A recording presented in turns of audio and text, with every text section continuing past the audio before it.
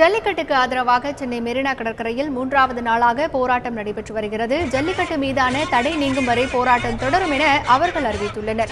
தற்போது அங்கு நிலவும் சூழல் குறித்து தொலைபேசி வாயிலாக எமது செய்தியாளர் பாஸ்கரன் தரும் கள தகவல்களை கேட்கலாம். பாஸ்கரன், சொல்லுங்க, ஜல்லிக்கட்டுக்கு ஆதரவாக மெரினாவில் 3வது நாளாக போராட்டம் நடைபெற்று வருகிறது. இப்பொழுது அந்த போராட்ட களம் எப்படி இருக்கிறது?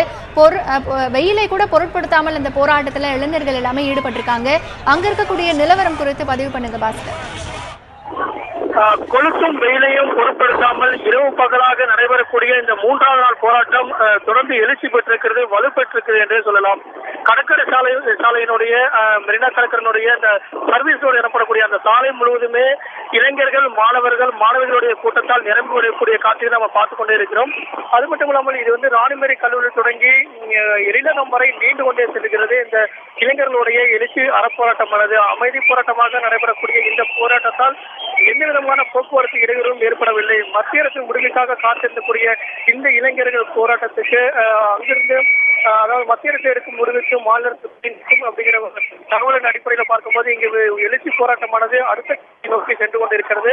வாடிவாசல் திறக்கப்படும் வரை எங்களுடைய போராட்டம் தொடருங்கிறதா இங்க இருக்கக்கூடிய இளைஞர்களுடைய தகவலாக இருக்கிறது. வீட்டா தடை செய்ய வேண்டும் என்ற கோஷங்கள் தொடர்ந்து எழுப்பப்பட்ட வண்ணம் இருக்கின்றன. பள்ளி மாணவர்களும் இணைந்து கொண்டிருக்கிறார்கள். இந்த இளைஞர்கள் மற்றும் மாணவர்களுடைய கல்லூரி மாணவர்களுடைய போராட்டத்தால் இங்கு பார்த்தால் எங்கு பார்த்தாலுமே கருப்பு சட்டை அணிந்து ஒரு கருப்பு கடல் போல காட்சி அளிக்கிறது. இந்த இளைஞர் போராட்டத்தினுடைய காட்சிகளை பார்க்கும் போது எங்கு பார்த்தாலும் இளைஞர்கள் கூட்டமாக இருப்பதால் கட்டுக்கடங்காத கூட்டத்தால் காவல்துறை தொடர்ந்து பாதுகாப்பு வழங்கப்பட்டாலும் பாதுகாப்பு வளையத்துக்குள் தாண்டியும் இளைஞர்கள் கூட்டத்துடைய எண்ணிக்கை அதிகரித்த வண்ணமே இருக்கிறது.